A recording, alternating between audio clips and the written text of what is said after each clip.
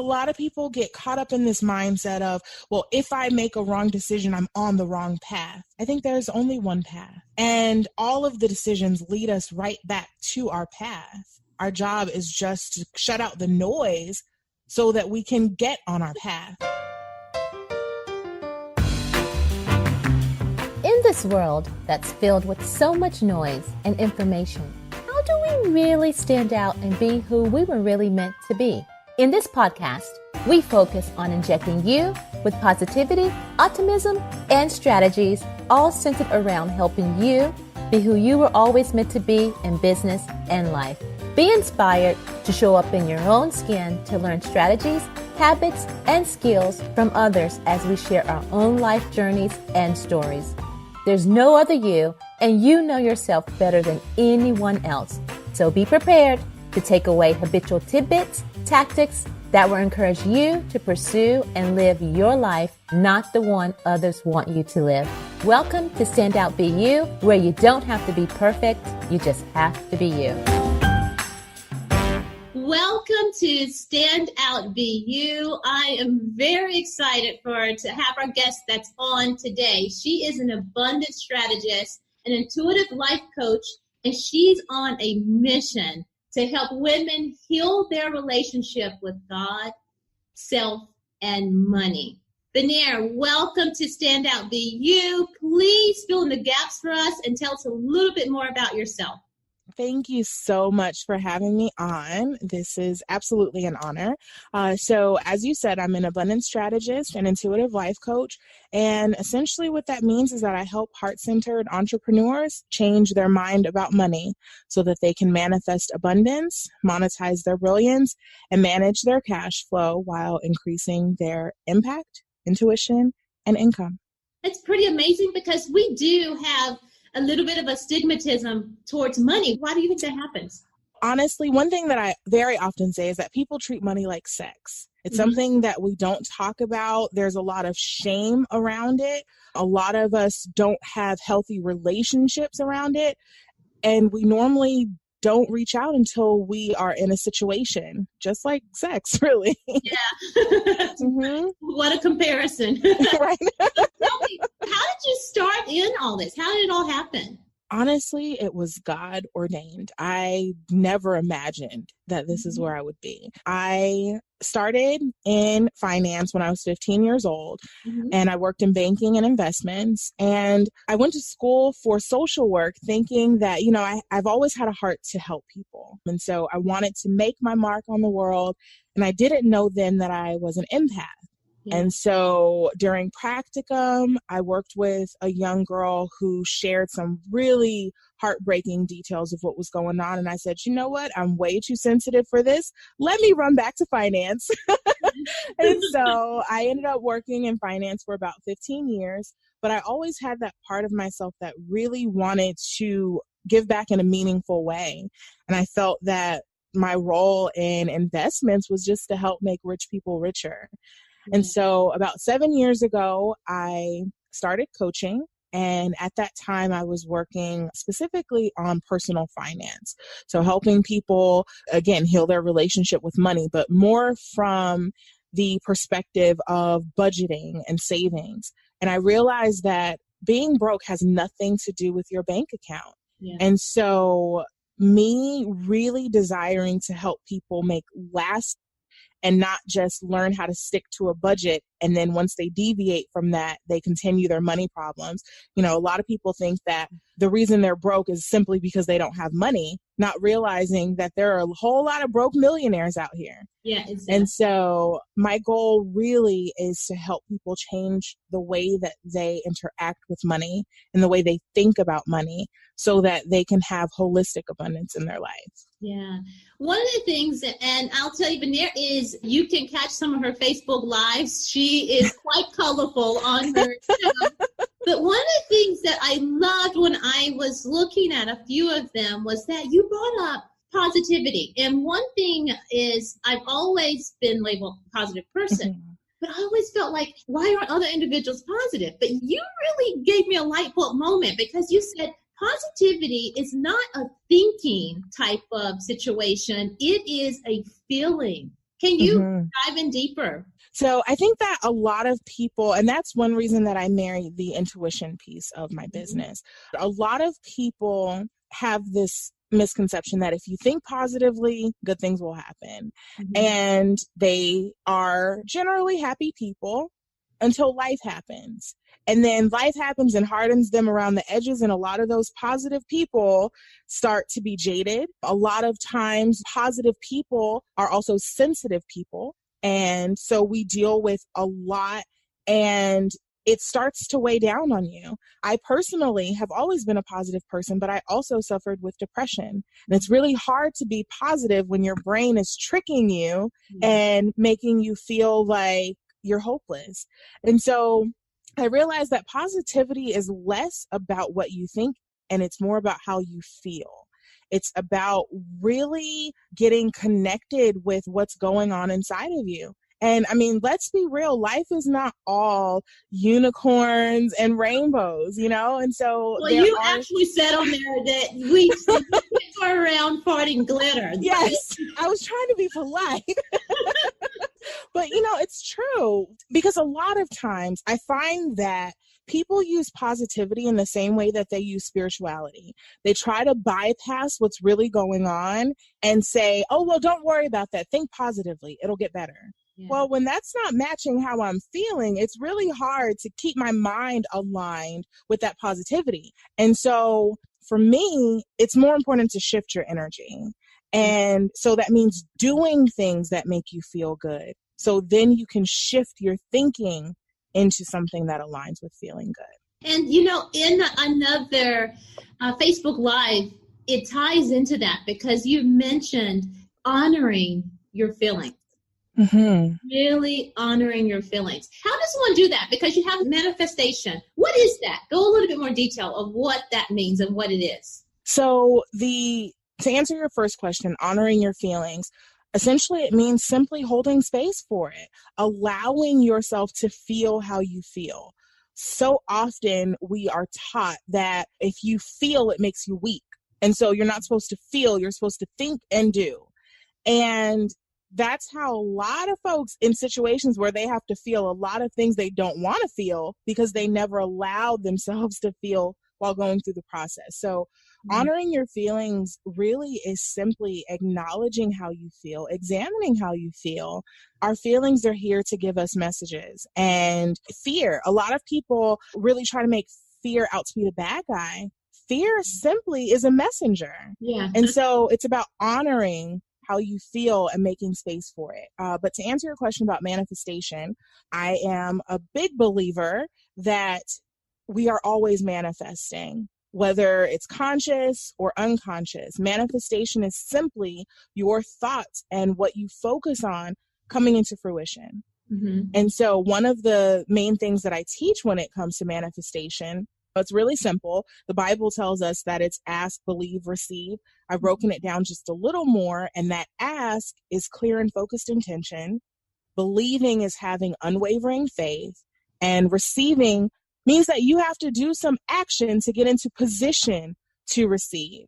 And when it comes to feelings, I'm sure that my tribe is so tired of me saying this. So this probably is about time 1,500,000.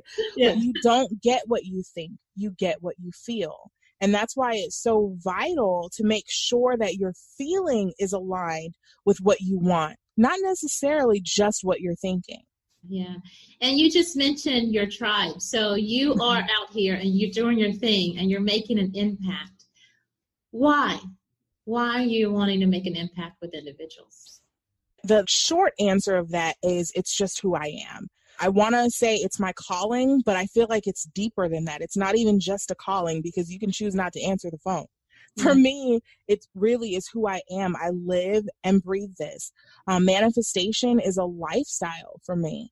And as a result of a lot of the things I went through in my childhood, I am a survivor of sexual, physical, emotional abuse. I guess now I'm being that person that I wish was available to me back then. Yeah. And that's a little bit of what we spoke about with Stand Out Be You. It's really us reflecting back to our youthful selves Definitely awesome. Where do you see this happening? Like, let's say an individual, they're completely new, and I know this has happened to you, to wrapping their mind around this type of strategy. How do they get started? How would one start to wrap their mind around manifestation? Manifestation really is simply the art of self-mastery. A lot of people now, you have folks who will sell you spells and they'll sell you crystals and all of these things you can use, but they're just tools. And tools mean nothing if you don't know how to focus your power and your energy to use it. And so manifestation really is about mastering yourself, getting out of the habit of doing so much, because we are really great at doing. Most of my clients are high achievers. They already are seeing a lot of success in their business. So by all accounts, why do they really need me? But the problem is that we get stuck in the hustle and we never learn to flow. And so I think manifestation, how to get started with it, is really to get into the flow. Again, going back to what you said before, honoring how you feel. If there's blocks, I talk a lot about money blocks and manifestation blocks. And essentially that means anywhere where there is not clear flow. And so one block that I had much of my life, because we grew up poor. You know, I was born in the projects in New Orleans, and then we moved to Seattle to the projects. And I watched my mom really build her career. I was there when she bought her first house. I was there when she rented her first house. And so one block that I had was that it took hard work to be abundant. And so I carried that over into everything. I was a straight A student. I was the top of my class. I was in every extracurricular activity. I volunteered for every ministry at church. I was always busy and I was always doing, but I didn't know how to simply be. And I got to this point where I realized that I was hitting a wall and my doing was not giving me the results I wanted. It's easy to do when you see the results, but it's like I was doing and I felt like I was aligned with what God told me to do, but the results just weren't there. And it was because I was trying to control. One thing that my mentor taught me that I will never lose is that creation is not control. So our job is not to control the situation. And yes, we are co-creators, but part of co-creating is allowing. And so manifestation truly is to get clear about what you want, get clear about the life you want. Even that, for me, I feel that us finding clarity and really choosing this ideal lifestyle is really just us aligning with purpose anyway. And so what we were supposed to do. Correct. So us getting our vision is really just aligning with the Creator's vision for us. And so once we really get aligned with that, everything flows to you naturally. When you're in position, it's like you take one step and God is like, okay, I'm going to bring the door even closer to you. Absolutely. My father always said, listen, I know you're trying to do your plan, but there's a plan that's out there for you. You know, and even with that, I am a firm believer that, you know, because a lot of people get caught up in this mindset of, well, if I make a wrong decision, I'm on the wrong path. I think there's only one path. And all of the decisions lead us right back to our path. Our job is just to shut out the noise so that we can get on our path. Exactly. Get rid of the noise so you can run back to the right path. Sit within yourself. Sit within yourself. And it's so true. And Benir, it has all to do with energy. Would you agree? Energy. Absolutely. Everything Even when is you're energy. connecting with people, because people, believe it or not, they are part of your, I would say, manifestation and a part of your plan. You got to figure out if that person is a part of the right plan or something that you from them can get back to the right path. But it's energy. Do you agree? Absolutely. Everything is energy. And something that you just said, I think is really powerful, that it's the people, it's the connections that are the manifestation. I do a manifestation challenge a few times a year in my group. So far, we've manifested over $500,000 and everyone is so focused on the money. But I pointed out to the group this past week, have you noticed that none of the money just fell into your lap from the sky? Like, you didn't find a tree with money. Yeah. It's the connections that bring about the abundance. Totally correct. And when I work with clients and getting them started and trying to just make a change from the path that they're already on, that's one of the things I say. Money is just an object. Money is just access. Yeah. The key is, what do you need access to? Exactly. Now, what would you say has been the biggest challenge for you with trying to get an individual started, in this direction and believing in themselves and manifesting what is actually supposed to happen for them? Helping them get over focusing on what they don't want. One thing that I teach in my courses is that you have to focus all of your attention and energy on what you want and none of it on what you don't.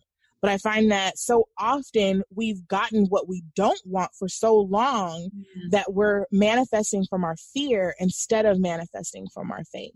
And so I think the biggest shift is helping people start to focus on the life they want to create. One question I ask in my consultations is, tell me 90 days to 6 months from now, what does your ideal life look like? Yeah. And a lot of folks tell me all the things they don't want. Yeah. And I'm like, but that's not what I asked you. Yeah. And so I think that so often we're stuck on the things that we don't want. And then we wonder why that's what we continue to manifest. Well, what you focus on grows, and the thing that you resist persists. And so I think of it, I always give the analogy of a dog chasing you. When you run, it's going to chase you. Yes. And so instead of running from the thing you're afraid of, walk boldly towards the thing you want. Yeah, that's one thing, is fear is a huge setback for individuals. It's so funny, even as a mom, and I don't know if the moms may kind of wrap their hands around my throat here, but I have my children just do things. And my husband, I was like, what? I'm like, because they need to do it so that they know that the fear was not even anything in the first place. Fear really is an unknown. And you don't know how to face it until you actually do it. So let me ask you this. So with your tribe and the manifestation and everything that you're doing, what do you feel like at the end? What is the biggest gain for individuals when they finally line it all up and the universe, everything is in alignment for them? What is their biggest gain from doing this strategy? It's funny that you ask that, because from the outside looking in, it would seem like the biggest gain is money. But I tell my tribe all the time that I just use money because when I try to talk about healing, people didn't want to hear me. So I use them, right? And so I'm just going to use the money to get you in the door. And I've had clients make tremendous wins. I had a client less than 60 days working together. She had her first $20,000 launch. So the money is certainly there. The lifestyle change, absolutely there. But I think the biggest win is when it finally clicks for people that they are allowed to live the life they desire. I had an exit interview with a client yesterday, and I don't often cry with clients, but she had me in tears. She said that she finally feels like she is allowed to live her purpose. For so long, she looked at other people who were walking in their purpose, and she looked at their accolades and their education and all of the things they had that made them equipped. And she felt that she wasn't part of that group. And so after working together, she finally realized that she's called too. She has purpose and she's allowed to live her dream just like everyone else. That to me is more important than however much money anyone could ever manifest. Yeah, yeah. Do you see, Benir, that individuals are afraid to make mistakes? Is that one thing that's holding them back, is accepting that mistakes are going to happen? And those mistakes are okay. Do you see that as something that's holding individuals back from going down their right path? I mean, I definitely, by and large, certainly see that as one thing that holds people back. I think with the people that I work with in particular in my process, I would say no, simply because it's more an art than it is a science. And the mistakes, one thing that I firmly believe is that everything is perfect. Yeah. This moment, this journey, this experience is perfect. And so it's not so much about getting to this place where we don't make mistakes, but it's about finding the perfection within the mistake. I can think about a whole lot of mistakes I've made in my life, Right. and those have been my greatest lessons, honestly. Would that be accepting the imperfections then? Absolutely. Because that's one of the things, like I say, that we can be perfect, but we are also imperfect inside of the perfectness. I'm perfectly flawed. Yes, exactly. So let me ask you, where do you see all of this going? What do you want for your tribe, what you're doing, your program? What do you ultimately want for it? What do you see happening? For my tribe and for the people that I directly impact, my goal for them is for them to recognize themselves as co-creators in their life and realize that they have the power within them. Like the video that you referenced earlier, fire your guru. You don't need a guru. You are your hero.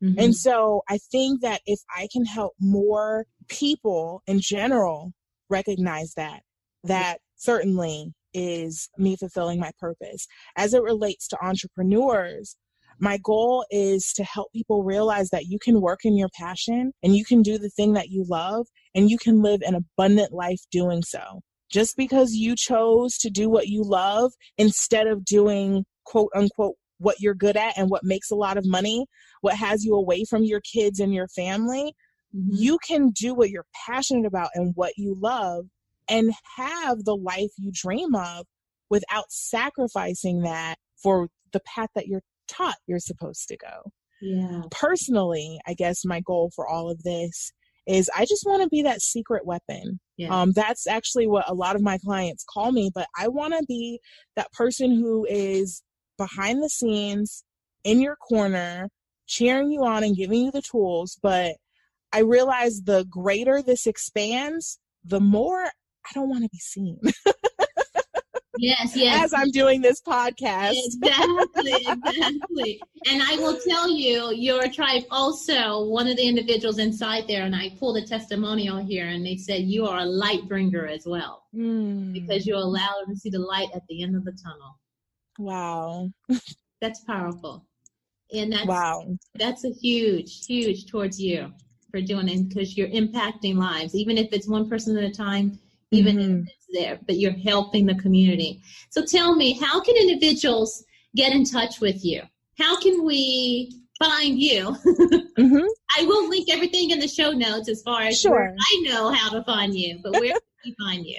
I am, of course, on Facebook and on Instagram. Well, don't check my Instagram. I don't have a whole lot on there, but definitely on Facebook, Benir Pierre, Intuitive Life Coach. You can join my tribe, Mastering Manifestation with Benir Pierre. It's a free group. We actually right now are doing a 60-day challenge through the end of the year. It's called the $1 Million Money Shower Challenge. Yes. So we are manifesting $1 million before the end of December. And if you need more personal help, then you can definitely schedule a call. And that link would be bit.ly/Benir Pierre, BenirPierre. Perfect. And again, listeners, I will link all that in the show notes so you can get in touch with Benir. So Benir, before we end, I like to do a little bit of what I call personality questions, okay? Okay. It's like a round of them, so let's do it. So the first one is, what would you today tell your 10-year-old self? So the first thing that comes up for me is you are loved. But I think that she needs to know I love you. Yeah. Yeah. Very sweet. Very sweet. And then this one's a little bit different. Okay. What animal would you be and why? If you could be any animal. An eagle. Wow. And why? Easily, without a doubt. Well, why? Because I already am one. But One thing that I love about the eagle is that when there's a storm, all other birds go to the land and they ground, and eagle flies above it. Wow. Very awesome. And what's the farthest city you've traveled to or been to from your birth city? I was born in New Orleans. Mm-hmm. The furthest U.S. city, or it can be around the world. Okay. So that probably would be Belize. I don't remember what city I was in now. Okay. Fun. I've been there. I travel a lot, so I love to get around and travel. So tell me, what's the story? And I asked this because my mom blessed me with my name, Tequila, so there's been so much behind my name.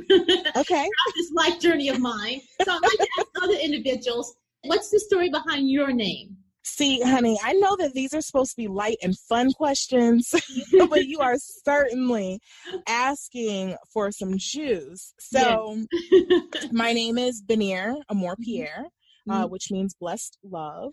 And part of my testimony is that I was abandoned at birth. And when my mom had me and she put me in a duffel bag and put me in a hole, she actually prayed that someone would find me and take care of me. And she named me Blessed Love because I was her blessing.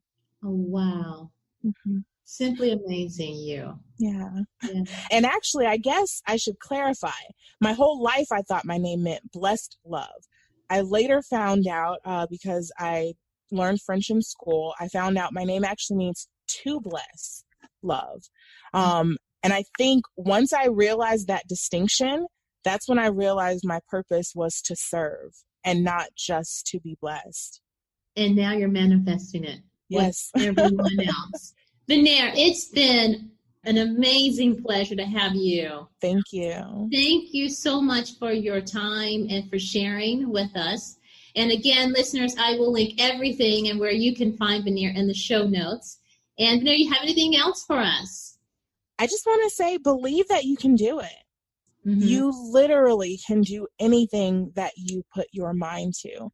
And so whether you believe you can or you believe you cannot, you're right. Yeah. There you have it. She just left us with those words. So until next time, everyone, chat soon.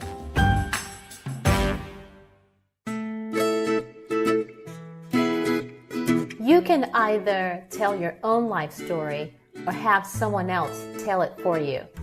It doesn't matter what time of year you start to map out your life goals and dreams. What matters is that you started. This is your year to win. Stop denying what's yours by stepping into what it is that you want and deserve in life. It all starts with a plan, and when you have a plan, you can map it and live it. I have a special gift for you to help you collect your wins and begin to do what matters to you most. Go to tequiladodard.com/gift to grab it.